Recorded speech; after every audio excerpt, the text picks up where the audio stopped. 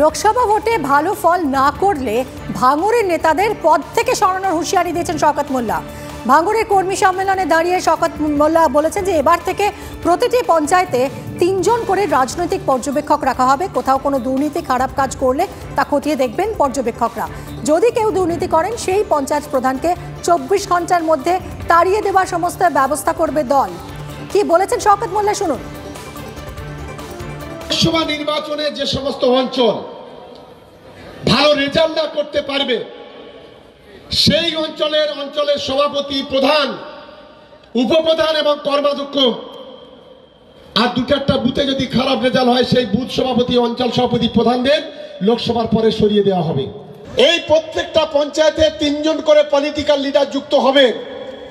তারা total পঞ্চায়েতটাকে observation করবে, কোথাও কোনো দুর্নীতি, কোনো খারাপ কাজ হচ্ছে কিনা। যদি তদন্তে উঠে আসে কোনো দুর্নীতি, 24 ঘন্টার মধ্যে সেই নেতাকে, সেই পঞ্চায়েত প্রধানকে পার্টি থেকে তাড়িয়ে দেওয়ার সমস্ত ব্যবস্থা করা হবে।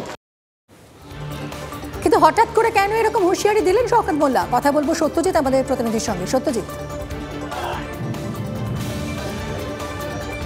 দেখো, দুটো বিষয় শওকত মোল্লার এই বক্তব্যে পরিষ্কার। একটি হলো যে লোকসভা ভোটে ভালো রেজাল্ট করতে হবে, তার জন্য দলীয় কর্মীদেরকে উজ্জীবিত করতে হবে, একটা পার্ট যেমন থাকছে। আর দ্বিতীয় পার্টে দুর্নীতিমুক্ত পঞ্চায়েত গড়ার লক্ষ্যে প্রত্যেকটা পঞ্চায়েতের পিছনে 3 জন করে পলিটিক্যাল লিডারকে তিনি সংযোজন করার কথা তিনি ঘোষণা করেছেন।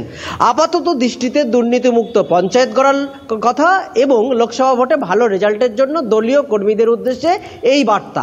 কিন্তু পর্যবেক্ষকরা, মূলত যারা রাজনৈতিক বিশ্লেষক, তাদের মতে শওকত মোল্লার এই বক্তব্যের মধ্য দিয়ে আদতে স্পষ্ট যে গত পঞ্চায়েত ভোট এবং বিধানসভা ভোটের যে ভোট দেখেছে সেখানে প্রত্যেক দিনেই ভাঙড় জুড়ে কার্যত তৃণমূলের ক্ষমতা অনেকটাই কমেছে, বিশেষত ভাঙড় 2 ব্লকে এবং ভাঙড় 1 ব্লকের বেশ কিছু জায়গাতে যেখানে যেখানে তৃণমূল কংগ্রেস প্রতিদ্বন্দ্বিতা করেছে সেই জায়গাতে আইএসএফ প্রতিদ্বন্দ্বিতা করেছে, সেই জায়গায় আইএসএফ এর ভালো রেজাল্ট হয়েছে।